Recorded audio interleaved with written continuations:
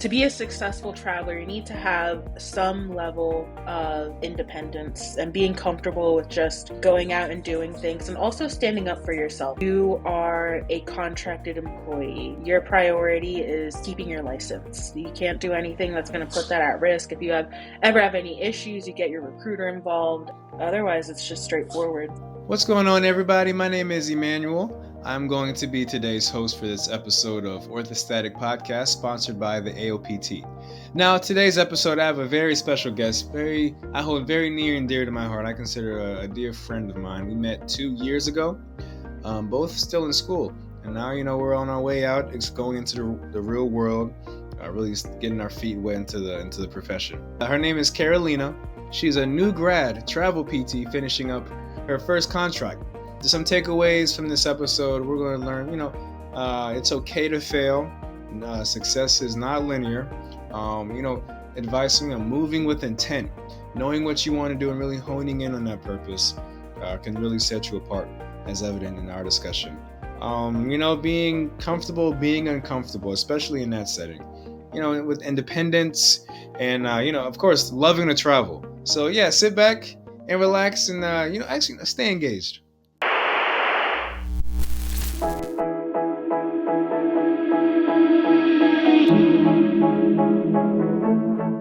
How did you just walk us through, take us on a journey of what led you to becoming a doctor of physical therapist as you are today? So when I was in 6th grade, we had career day. Yeah, we're taking it back to, oh my gosh, like 15 years ago now. That makes me feel very old. But we had career day, and my science teacher's dad came in. He was a sports medicine doctor, and he wrapped someone's wrist up with like pre-wrap and tape and all that. And I was like, oh wow, that's so cool. I want to do that.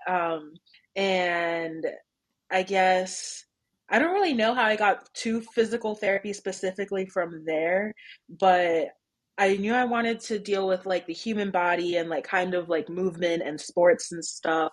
And eventually like physical therapy just kind of was it. I mean, throughout high school, I was like, oh, maybe I'll go be a psychologist or maybe I'll be a vet. But I always just came back to PT at the end of the day. And then I think one of the biggest struggles I had was trying to figure out what to do for undergrad because I hate biology. I can't stand it. It's, not my thing. Just not I'm a physics girly. I'm a chemistry girly. Biology, not for me. Pass.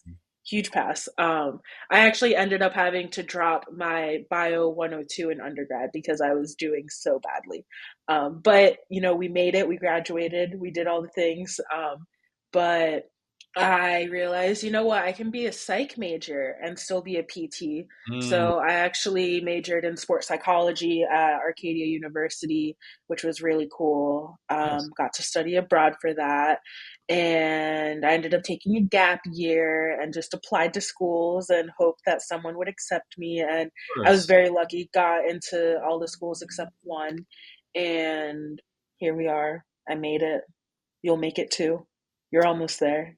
Yeah, that's interesting. 6th grade. This is was that person a physical therapist who was doing the taping? I don't think so. I think he might have been a physician. I don't know. When you're 11 years old, you don't know this from that. Like you barely know your right from left or anything at that point. I just kind of knew, like I had experience with the athletic trainer as well in middle school and high school because I grew up playing like field hockey and soccer. And I knew that like rehab was kind of the route I wanted to go down, but AT wasn't exactly like it for me, I feel that, yeah. I think we came to like that same conclusion. You just came to that conclusion maybe a lot earlier than me. I knew I always wanted to help people. I only knew about maybe like doctor, lawyer, athlete, musician, right? I was like, I don't want to be a musician. That's like, I don't want to be a lawyer. Wait. What do you play? No, I don't. I'm not good at music. I'm not good at music. I can sing a bit. I can match it. Yeah, that's what I'm saying. Like, I'm not that creative. Okay. Yeah. Okay. Yeah, and like I didn't want to be a lawyer. That was a lot of reading. But then but then like a doctor is like, I only get to see my patients like 5 minutes out. I don't even know who my doctor was, right? But then I got an undergrad as a biology major. I'm gonna put a pin in that one because I got a funny story about that. But I took a survey because I was running track. I'm like, I'm not going pro for running track. So like, luckily my school had a career survey, and I was like, I put in my interests and all that stuff. It was like a person. It was like a BuzzFeed, right? It was Hmm. like a biologist. You could be a high school gym coach, or you could be a physical therapist. I was like, yeah, I'm gonna go ahead. I'm gonna go ahead and take the third one. Yeah, and it just so happened all my prerequisites are pretty much there. One of my best friends, he's in dental school. He just graduated the other day. We were pretty much. He knew he wanted to be a dentist off rip, so I kind of followed him with all the classes. So I ended up taking organic chemistry on accident instead of taking physics. Like I told my advisor, hey, so Pass. yeah, I was like a junior in college. Like, hey, yes, I want to be a physical therapist. My advisor was like, why'd you take this and this and this? I was like, no. And so, yeah, it was so funny. So chemistry, I almost had to. I retook my first chemistry because, Hmm. mind you, I'm practicing. And I get my exam back, and we're in the locker room. Like, I'm not going to look at this, but all my friends are like, oh no, look at it, look at it, look at it. I said I got a 38. I was like, all right, that's not bad. It's like a 76. You know, I'm chilling. I'm right on the Okay. average. And then we go to our study group, and then people were saying their grades, and I was like, oh, you got a 74. Well, they was really out of 50. They was really passing out extra credit like that. Yeah, so out of 100. So that was that. You know, we all make mistakes. You know, that's how we handle adversity. And look at us now, right? Absolutely.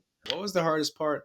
I guess like I don't know, like socially, or once we're in school, what was the hardest part? What was the most difficult part of your journey?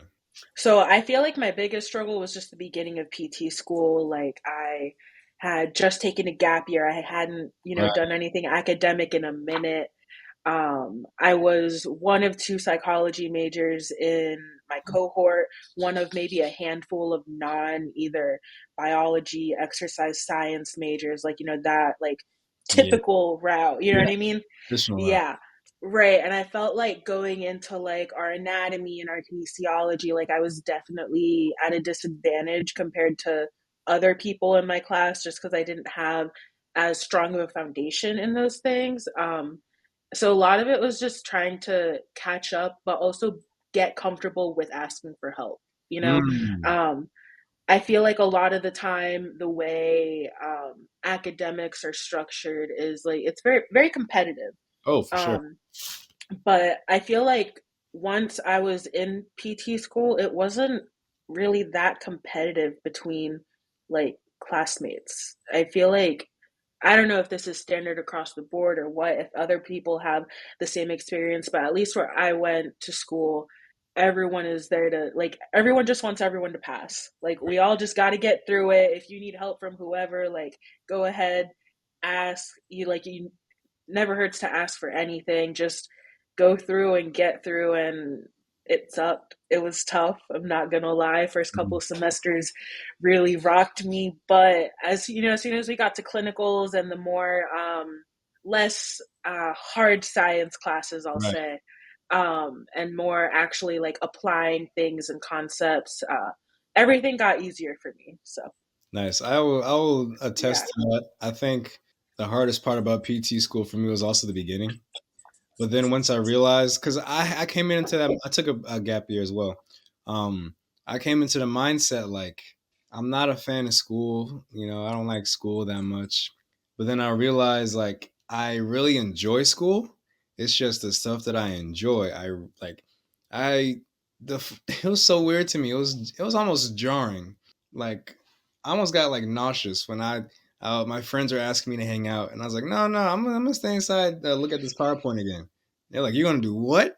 And like the fact that I mentioned that as a on the same vein as like hanging out with friends and going out to a party made me realize I actually like love what I'm studying to do. So that was really encouraging.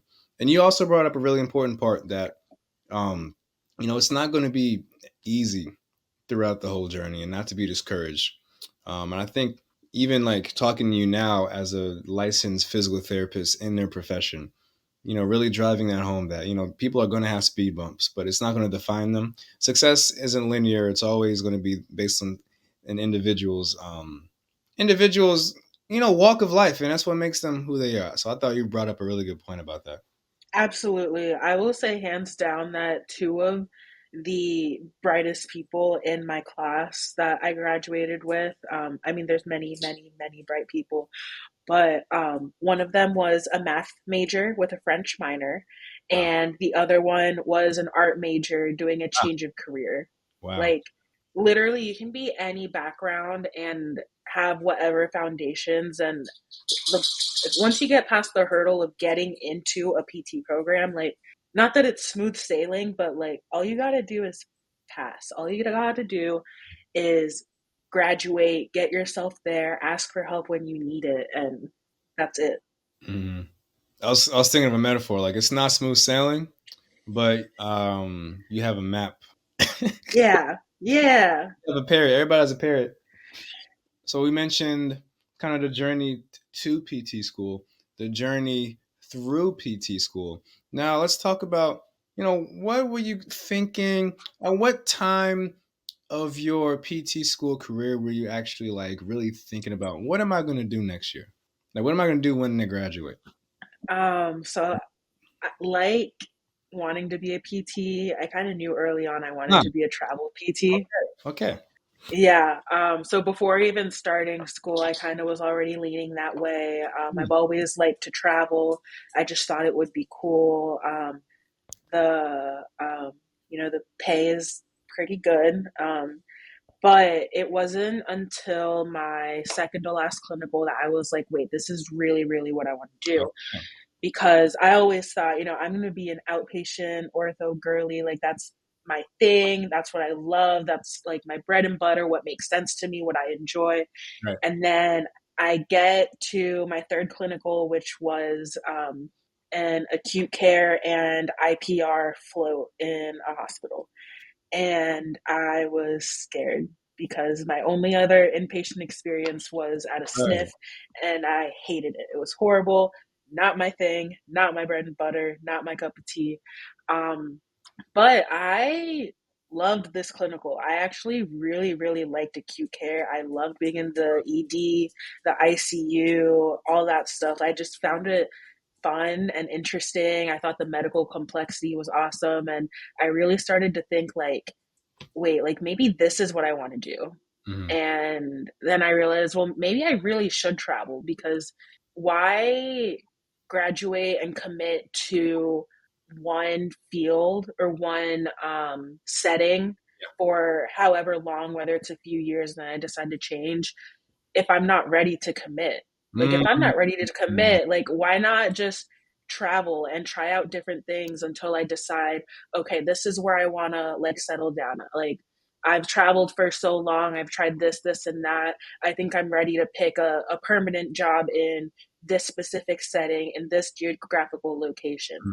Um, as opposed to just like picking a job and crossing my fingers that I love it and that it's what I want to do for the next, like, the foreseeable future. Because when you sign a permanent job, you don't know if you're gonna, like, you're probably going to be there a few years, and I Mhm. personally just didn't feel prepared to make that commitment.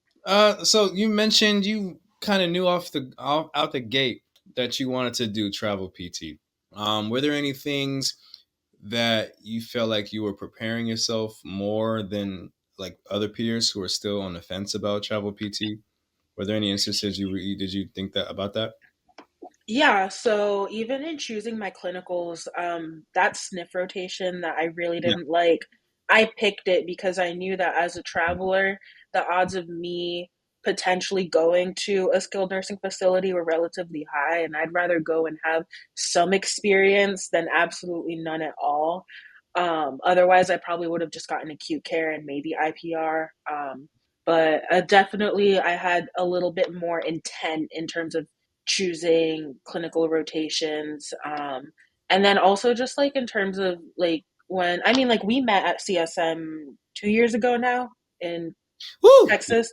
No, California. was in California. California, but yeah. Yeah, yeah. And so even going to CSM, like I already went in with like with the mindset of like, oh, the more people I meet and network with and build relationships with, that's more people all around the country that I can bounce ideas off of, or just things like that. Like get in contact with different agencies at that are in the expo hall at Right. CSM. Yeah, like I just like even with like creating my like professional Instagram, like I made sure Right. that I followed um the like Travel therapy. top travel therapy accounts, like they're out there, and get ideas from them and see what's out there, see what they recommend, see the pros and the cons, the good, bad, the ugly, all that stuff. Mhm. And really make sure that that's what I want. um and then I think one of the biggest pieces was also just making sure that I was taking care of my mental health. Right. I am someone that has anxiety, and I think going out and being a traveler can get lonely. I have a dog, so I'm fine. Love my dog. We're great. It's Yeah. awesome. Um, but I know that this is something that I would struggle with, in being alone in different places with like no foundation, no like physical support system. Like right now, my family's 3 hours away. The closest friends I know a couple people an hour away, and then some people like 2 hours away in DC. Like, but that's about it. Mhm. So really making sure that you're taking care of your mental health and you have what you need. Like I have my therapist. We meet every other week. I have my dog. He is, amazing. It's nice to come home and not be like completely alone. Mhm. But just like, I guess the point is setting yourself up for success. Right. Yeah, okay. Yeah, going off of that, so you mentioned, mental health. You mentioned being intentional, maybe with your clinicals, Mm-hmm. being intentional with, with networking, just putting yourself out there. Um, that's a good point that you brought up. Thinking about travel PT, because you're going to be putting yourself out there. So preparing for that, preparing for how your body might respond to putting yourself out there, different shock responses, culture shock. Um, these are good points you bring up. Did you? Let's see. I don't want to jump the gun too much. I'm gonna put a pin in that. I want to ask you that question. Um, so how did you? Let's see. How did you acquire the position you have now? So we went to sixth grade. We saw somebody get their foot taped. We failed biology. Um, we got into school. We were a psych major. We decided we wanted to be a travel therapist. We graduate. Woo! All right, now where are we at now? Now I am wrapping up my very first travel contract. My last day is next Friday. Yes. I'm at an outpatient ortho clinic in a relatively rural area. I found this contract through, so like those travel therapy Instagram accounts I talked Yeah. about, Okay. some of them have recommended recruiters that like you can go to their website, put in your information, they'll match you up with recruiters that they recommend. So excuse me. So I did that, got in contact with a couple of different agencies, and basically as soon as I passed boards, because sometimes you can sign for a job before you pass boards, but it's a little risky because if you don't pass, then it's like, you know um and I was like, you know what, no, I'm putting all my energy into studying, and I'll take care of getting a job once I have that pass. Mm-hmm. um Mm-hmm. yeah. So the day after I passed, I Mm-hmm. texted my recruiters and was like, "Hey, I passed. What's next?" So they basically just start to send you jobs like, "Hey, I have this in this area. Here's the pay package. This is the setting, productivity level, whatever." And I pretty much just go and like pick and choose. Like, okay, yeah, submit me to this one, or no, I'm not interested in that one for whatever reason. And they submit you, and the people interview you if they're interested, and then they send an offer. And really, the turnaround is less than a week. I think between my interview and the That's signing good. of my contract, I think it was maybe 3 days. Like I saw your LinkedIn. It was like I passed the board. I have a job. I was like, all right. Yeah, it's insane. Like travel moves fast. Like my next job has a significantly increased pay package than what I'm getting now.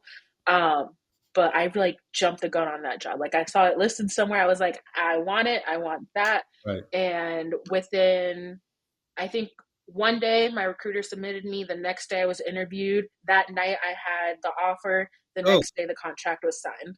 all right. Here's a question. You say travel PT moves fast. Now, is this because there's a need for travel PTs, or because it's just a great discipline? I think it's just the nature of how it works, Mm. and also just the way the positions are. Um, the position I'm covering for right now is for someone on maternity leave, so that's like a Okay. planned need, right? Okay. Whereas other areas are like, oh, we have a sudden shortage or a sudden or a seasonal influx of patients. Like, for example, all of the snowbirds going down to Florida Right. in the Right. winter.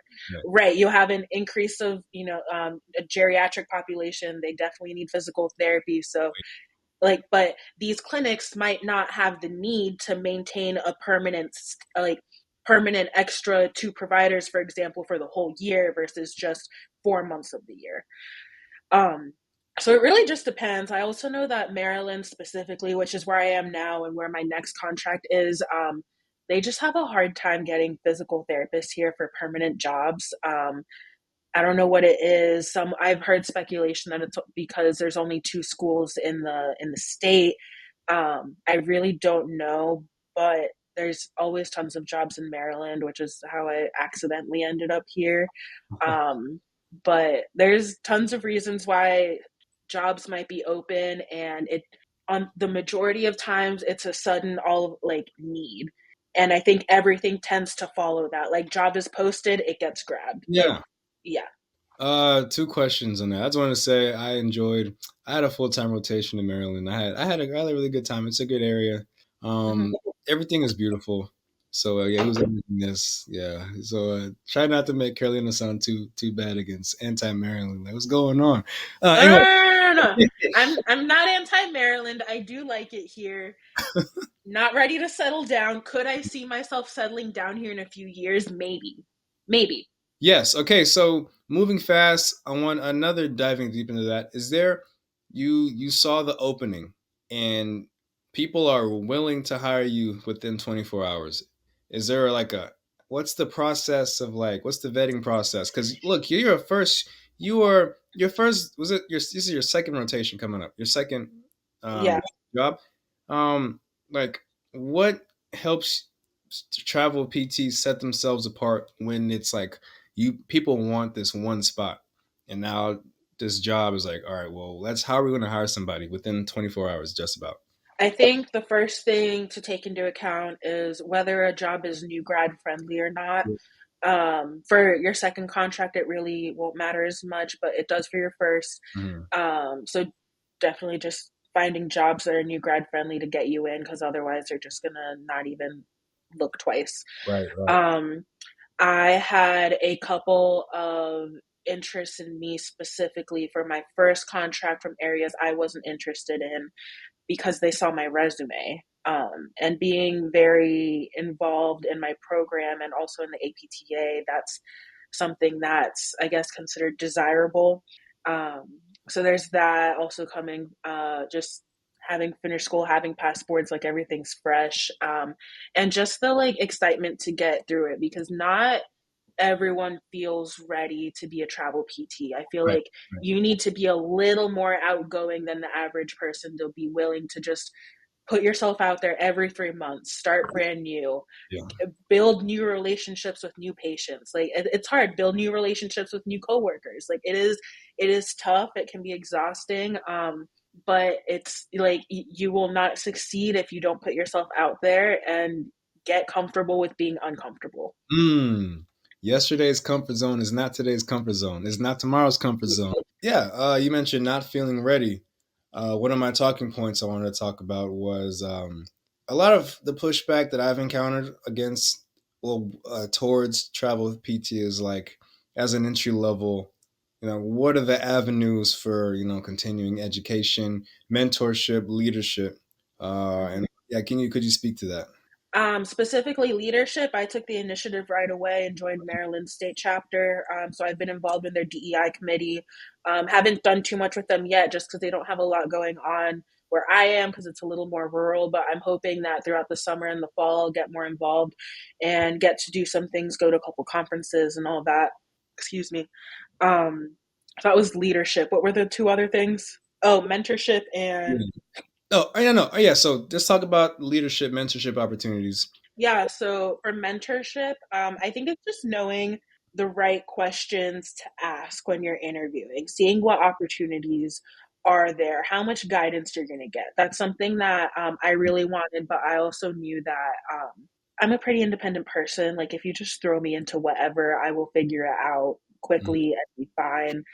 Um, but I guess one of the barriers for continuing education is just the way travel reimburses for you.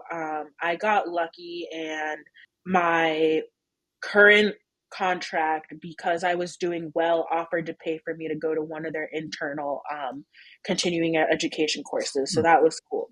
But aside from that, most agencies will not reimburse you for continuing education until you've been with them for at least one contract.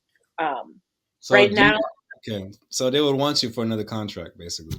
yeah, but right now, being a new grad, I don't need Con Ed right now. Like, that's not something that's at the top of my list. But when I do start needing credits, I am going to need to make sure that everything I do is transferable to most states. Otherwise, it's almost a waste of time. Um, so, like, I know MedBridge, all of their courses are approved by every state. Your interviews asking about those continuing education courses, not being taken advantage as an entry level travel PT, Hmm. but also knowing, I guess that you have to start somewhere, but knowing what to settle for and all that. What was one thing? So we talked about culture shock. What was one moment you were like, okay, like this is what this is what I signed up for. So my very first week working as a licensed physical therapist, on day 4, I was the only treating clinician in the clinic. Day four. What was the? Did you know the EMR? Were you familiar with that? Yeah, Okay. I learned it pretty quickly. It was pretty straightforward. But my boss is a regional director or something. Um, so he is only there about 2 to 3 days of the week. Yeah, so my first week, that first Thursday, for like, I think 6 hours of the day, was the only treating clinician, and it was a 10-hour day. So the last 4 hours, one of the part-time PTAs came in to see Oh patients. my goodness. Yeah, but it was crazy just being in the clinic alone with the receptionist and being 100% in charge of what was going on with patients. And I mean, if I needed help or anything, I absolutely had access to my clinic director and everything. But I was on my own. And that's really what they expect for you as a traveler. Like, I feel like perm jobs, they give you a slow ramp up. They'll give you a couple of weeks until or more like 3 or 4 weeks until you're expected to be up to productivity. With travel, it's a week, maybe two, Mm. before you're expected to be seeing as many patients and meeting productivity. And a lot of it is because they are paying a premium for you to be there, so they expect you to, be productive, get the patient seen, all that, have that income for them. Yeah. Oh. Is there like a prep course to be a travel PT, or you just go in there, graduate, take the exam next week? You're seeing You're seeing the whole clinic for 6 hours. So there's a couple courses out there that are made more for making sure you succeed as a traveler. There's one by Travel Therapy Mentors, and there's one by Jess Wanderlust. I have used both of them. They're both good. I also have discount codes if anyone's interested. Yeah. But in terms of like just treating patients, like, pretty much take your boards, and because you're licensed, you're good to go. Yeah. Oh, that's true. You are good to go. And then how else are you going to learn if you don't just get in there, right?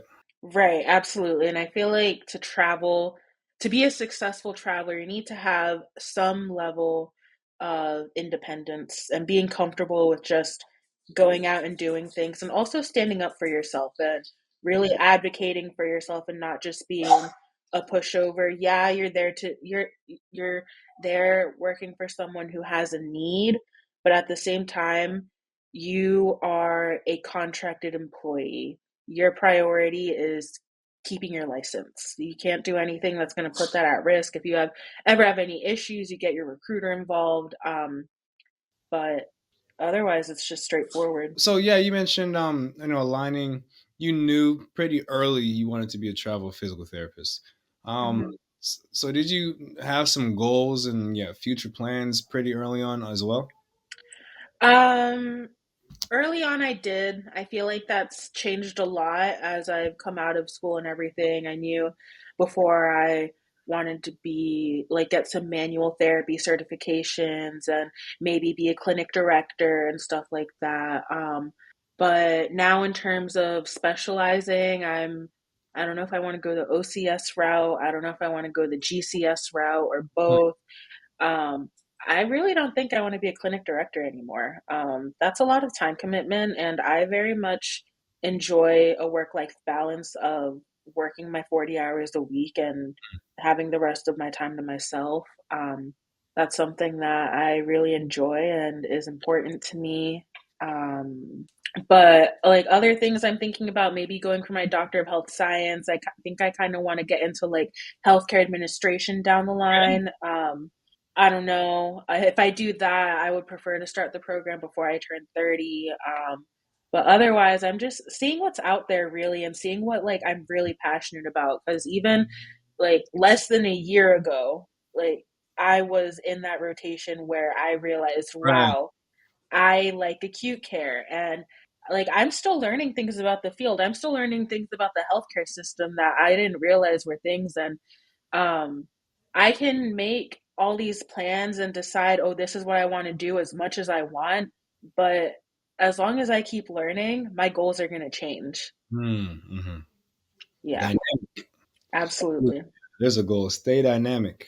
Mm. Yes, that's a good one. I think the biggest thing is just to go for it. Even if you are on the fence, it doesn't hurt to try and ask always, and no matter what the situation. Yeah, I for sure learned a lot. Is there anything else you would want to give to this audience? Some parting words, some food for thought. Stay dynamic. Stay dynamic. All right, stealing phrases now. All right. Yeah, stay dynamic.